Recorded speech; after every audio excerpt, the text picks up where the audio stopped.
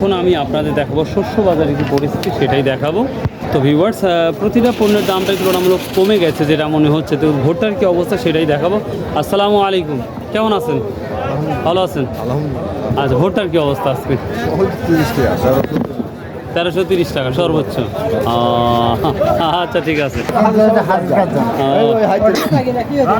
Viewers, ধান, পাট এবং রসুন এত পরিমাণ আজকে চাঁদপুর বাজার আমদানি, কি আর বলবো, বলার ভাষা নাই। তো যাই হোক, এরই মধ্যেই তারপরে আমাদের কষ্টের ভিডিও মেক করতে হয়। দেখুন কতটা পাট আসছে, কতটা ধান আসছে। তো আমি শস্য বাজার দিকে অগ্রসর হচ্ছে, এভাবে আমি কোনোদিন বাজার দেখি নাই যে এত পরিমাণ পাট বা ধান আসছে আজকে।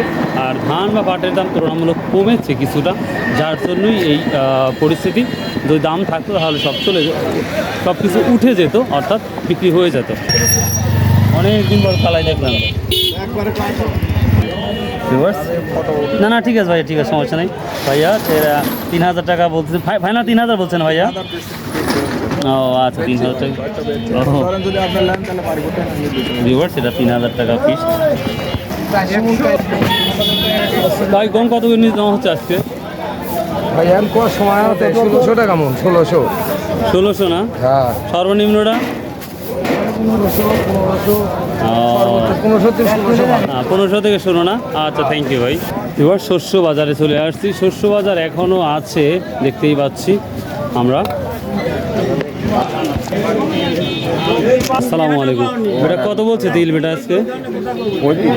3500 টাকা বলতেছে। বাহ, ভিউয়ার্স, অনেকদিন পরে তিলটা দেখলাম, 3500 টাকা বলতেছে। তেলটা অনেক ভালো, যার জন্য 3500 টাকা বলতেছে। কি নিয়ে আসছেন তিল? এর আগে কি নিয়ে আসছিলেন তিল?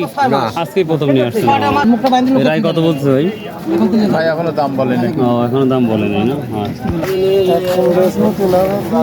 এখন 3000 টাকা বেচছেন না? দেখ, অনেকদিন পর রাই সরিষা 3000 টাকা দেখলাম ভাই।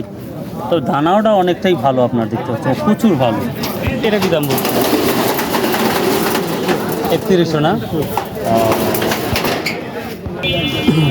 তাহলে তো মোটামুটি দেখতে ভালো হইতো না?